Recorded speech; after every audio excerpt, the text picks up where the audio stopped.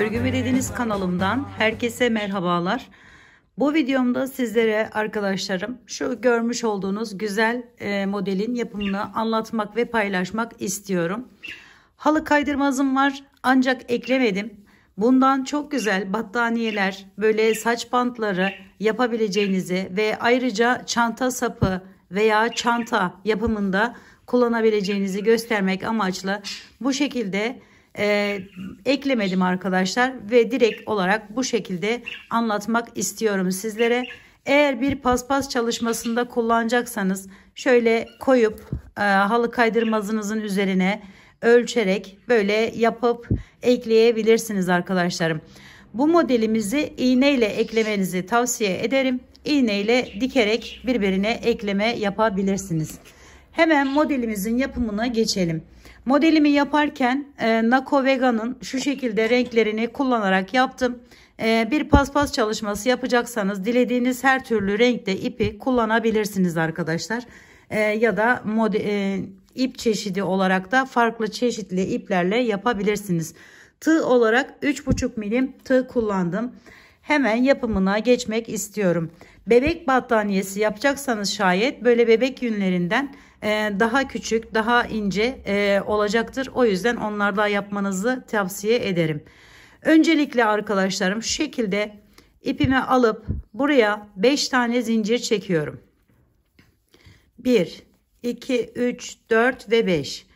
5 zincirden sonra üzerine alıyorum ve ilk yerin içerisinden giriş yapıyorum bu şekilde. Ve buraya 6 tane ikili trabzan yapıyorum. 2 3 4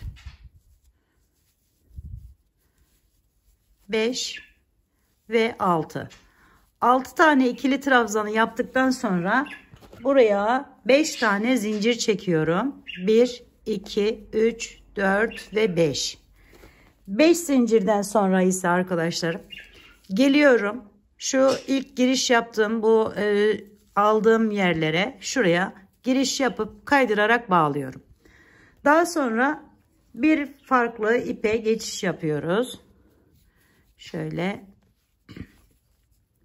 Şimdi bu ipimi önce bir tutunuyorum bu şekilde.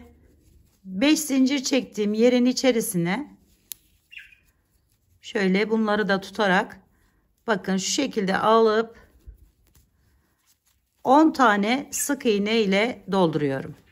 2 3 4 5 6 7 8 9 ve 10 tane doldurdum sık iğne ile. Üzerine alıyorum ve ilk şu çekmiş olduğumuz zincir var arkadaşlar, 5 tane, birine yer yaptık. O 5'in içerisine 6 tane önce bakın bu ipimi de alttan götürüyorum bu şekilde, şöyle öne alalım ki görünsün. Buranın içerisine 6 tane yine ikili trabzan yapıyorum. 1 2 3 4 5 6. Şimdi yine 5 tane zincir çekiyoruz. 1 2 3 4 5 ve buranın içerisine yine giriş yapıyorum. Kaydırma yöntemiyle bağlıyorum. Şimdi bunu 2 renk olarak da yapabilirsiniz ama 3 renkli bakın daha güzel bir görüntüye sahip oluyor. Şimdi diğer renk ipime geçiyorum. Diğer renk ipimi de arkadaşlarım buradan önce şu şekilde bir bağlıyorum buraya. Biraz daha çekelim. Evet. Ve geri dönüyorum. Bu şekilde bu çekmiş olduğum 5 zincirin içerisinden bu şekilde alıp buraya yine 10 tane sık iğne yapıyorum. 2 3 4 5 6 7 8 9 ve 10. Bakın bu defa bu iki ipim de benimle beraber geliyor. Şimdi üzerine alıyorum. Bu turuncuyla şöyle göstereyim. Şu aradan giriş yapıyorum. Bu arada aradan götürdüğüm bu krem rengi ipimi de aynı şekilde almaya özen gösteriyorum. Aralardan çıkıp kötü gözükmesin diye. Şimdi bakın tam bu ikisinin ortasından buradan giriş yapıyorum. Ve buraya yine 6 tane ikili trabzan yapıyorum. 3 oldu. 4 5 ve 6. Şimdi yine 5 zincir 2 3 4 5 ve giriş yapıyorum yine aynı yere kaydırma ile bağlıyorum. Şimdi arkadaşlarım bu krem rengi olan ipimi alıyorum. Bakın fark ettiyseniz bir koyu kahve, sonra turuncu, sonra krem şeklinde, yani her birinden bir tane olacak şekilde devam edecek. Şu şekilde tuttum. Diğer iki ipimi buraya bu ipimi bağladım ve içerisine yine 10 tane sık iğnemi yapıyorum. 1 2 3 4 5 6 7 8 9 10. Yine üzerine alıyorum. Bakın bu defa şu iki araya giriş yapıyorum. 2 tane ipim var götürdüğüm. Onları da alarak şu şekilde buraya yine 6 tane ikili trabzanımızı yapıyoruz. Şöyle 1 2 3 4 5 ve 6. 5 zincir çekiyoruz ve giriş yapıyoruz buraya. Şimdi buradan kaydırma ile bağlıyoruz. Sonra çeviriyorum bu şekilde ve turuncu ipimi alıp içerisine 10 tane sık iğne yapıyorum.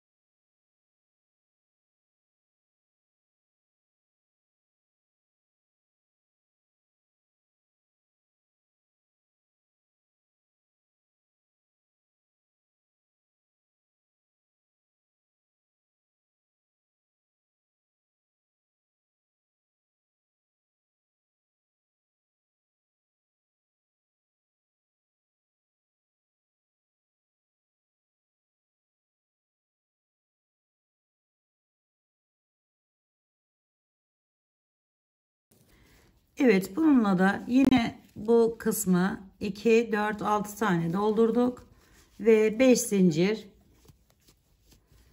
ve aşağıya inip bağlıyoruz. Evet arkadaşlarım, modelimiz bu şekilde devam ediyor.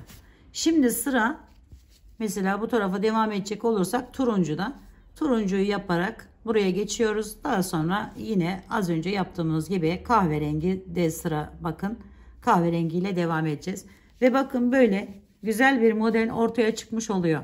Dediğim gibi saç bandından tutun da çanta sapına varana kadar, bebeklerinize battaniyelere varana kadar dilediğiniz her türlü örgüde rahatlıkla kullanabilirsiniz. Bakın battaniye yapacaksanız bunları bu birleşim, yani şu 5-10 tane buraya dolduruyoruz. O 5.'ye geldiğinizde bununla birleştirebilirsiniz. Böyle aynı renkleri yan yana değil de şöyle mesela yaparsanız daha kullanışlı, daha değişik, farklı bir görüntüye sahip olur arkadaşlar. Bugünlük de bu videomda da burada sona gelmiş bulunmaktayız. Umarım sevmiş ve beğenmişsinizdir. Yapacak olanlara şimdiden kolaylıklar diliyorum. Bir dahaki videomda görüşmek üzere. Hoşça kalın, sağlıkla kalın. Allah'a emanet olun arkadaşlar.